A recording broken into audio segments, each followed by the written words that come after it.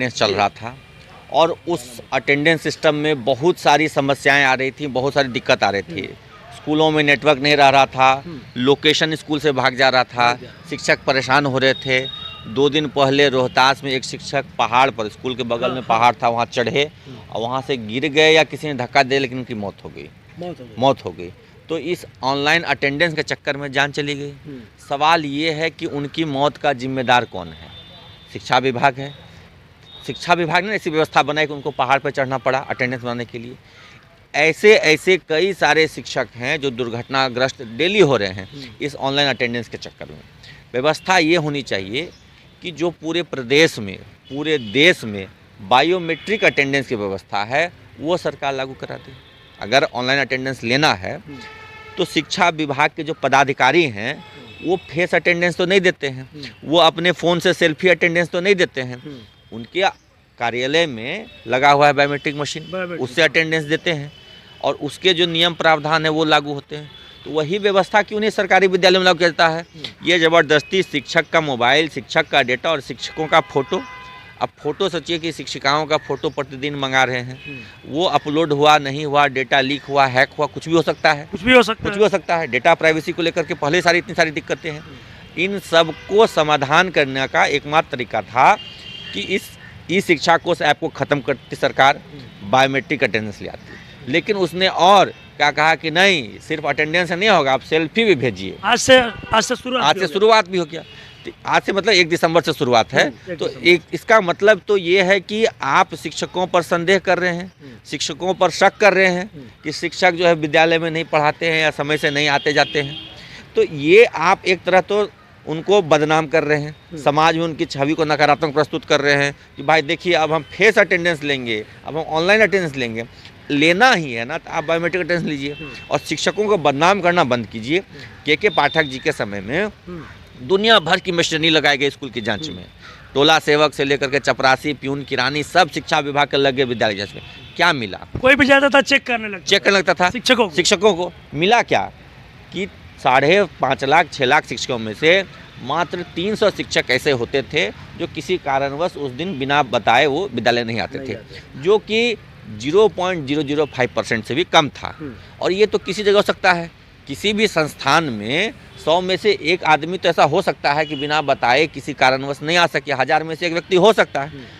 ये पहले से ही क्लियर हो चुका है कि अटेंडेंस को लेकर के शिक्षकों की जो छवि खराब की गई है उसमें कोई सच्चाई नहीं है। हर तरह की जांच कर ली गई, ऑनलाइन अटेंडेंस ले लिया गया, तरह तरह के पदाधिकारियों से जांच करा लिया गया, चपरासी, किरानी, टोला सेवक, सफाई कर्मी सब से जांच करा लिया, कहीं कोई नहीं पकड़ाया। सब फेस अटेंडेंस का शिक्षक संगठन विरोध करते हैं, पूरा विरोध करते हैं। ये बिल्कुल गलत है, गैर कानूनी है, असंवैधानिक है। शिक्षकों के प्राइवेसी का हनन हो रहा है। आप उनके फ़ोटो को डेली मंगा करके क्या साबित करना चाहते हैं? आप शिक्षकों के मोबाइल में एक ऐसा ऐप इंस्टॉल क्यों करवाना चाह रहे हैं जिसकी डेटा प्राइवेसी को लेकर के अभी तक कोई सरकार ने एश्योरेंस नहीं दिया है? क्या गारंटी है कि उस ऐप का डेटा लीक नहीं हो रहा है, उसकी प्राइवेसी सिक्योर है, हमारे लोकेशन को जो उसे ट्रेस किया जा रहा है, इससे हमारे साथ कोई दुर्घटना नहीं होगी, कोई अनहोनी नहीं होगी?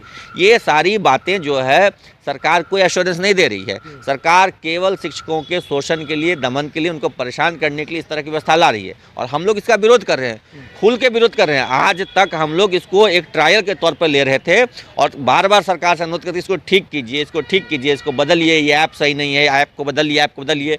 लेकिन सरकार ने पिछले 3-4 महीनों में नहीं सुना और अब हम लोगों ने विरोध का बिगुल एकदम आर पार की लड़ाई छेड़ दी है। एकदम आर पार की लड़ाई होगी। ये ई शिक्षा कोष ऐप नहीं चलेगा, ये कोष ऐप नहीं चलेगा, ये स्वीकार्य नहीं है। इसके खिलाफ हम लोग कोर्ट भी जाएंगे, सदन में भी आवाज उठवाएंगे और सड़क पर भी संघर्ष होगा। मतलब कोर्ट भी जाइएगा? बिल्कुल कोर्ट जाएंगे। ये असंवैधानिक है, गैर कानूनी है। ये आप शिक्षकों को आप कैसे बाध्य कर सकते हैं कि आप स्मार्टफोन लेके जाइए? अगर कोई व्यक्ति है स्मार्टफोन, कोई शिक्षक है जो स्मार्टफोन नहीं यूज करना चाहते हैं, स्मार्टफोन से बहुत तरह की समस्या है। मुझे ही देखिए चश्मा लग गया स्मार्टफोन यूज करने की वजह से, मैं नहीं यूज करना चाहूँ स्मार्टफोन, मैं छोटा फोन यूज करना चाहूँ, आप मुझे बाध्य कर सकते हैं क्या? फिर आप कैसे अटेंडेंस लगाइएगा? वही तो बात है, अटेंडेंस कैसे लगाएंगे? सरकार व्यवस्था करे ना, कि हम व्यवस्था करें, हम ही अपने स्कूल में जाएं, हम ही अपना मोबाइल लेके जाएं, अपना डेटा खर्च करें, अपना फ़ोटो खिंचाएं। भाई ये अटेंडेंस लेने की जिम्मेदारी तो सरकार की है ना, हाजिरी है, हम हाजिरी बनाते हैं। आपको नहीं विश्वास है, आप हेडमास्टर साहब को कहिएगा, हाजिरी का फोटो आपको भेजेंगे। हमसे आप हम पर ये बोधरेशन क्यों डाल रहे हैं कि आप ऑनलाइन अटेंडेंस बनाइए, आप मोबाइल रखिए। बहुत सारे ऐसे शिक्षक हैं जो मोबाइल चलाने जाते हैं, वो घर में से किसी अपने बुजुर्ग शिक्षक हैं, वो बेटे का बेटी का मोबाइल लेके जाते हैं, वहाँ शिक्षक कहते हैं ए सर हमारा हाजिरी बना दीजिए, अब लिए उसके पीछे परेशान है। स्कूल में नेटवर्क नहीं आ रहा है, 2 किलोमीटर दूर 500 मीटर दूर जाकर के नेटवर्क का इंतजार कर रहे हैं। ये तो परेशान किया जा रहा है ना।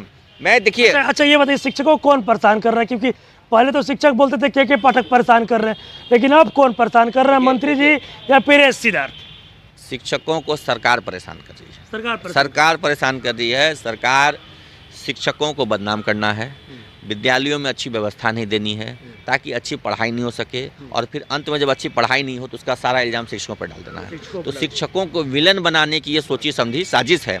देखिए आप किसी भी उत्क्रमित विद्यालय में चल जाओ, अभी मिडिल स्कूल से +2 बना है, 2 कमरे में 9 से लेकर 12 की पढ़ाई हो रही है। आप सोचिए कैसे पढ़ाई हो रही है, कहाँ बैठते हैं बच्चे, ठीक है। और 11-12 में आर्ट्स भी है, कॉमर्स भी है, साइंस भी है, एक ही कमरे में सब है। बताइए ऐसे पढ़ाई होगी क्या? और तो बच्चे तो ऑटोमेटिक है कि उनका नॉलेज लेवल कम होगा। जब क्लासरूम नहीं रहेंगे तो बच्चे बैठेंगे नहीं तो पढ़ेंगे कैसे, तो विद्यालय नहीं आएंगे।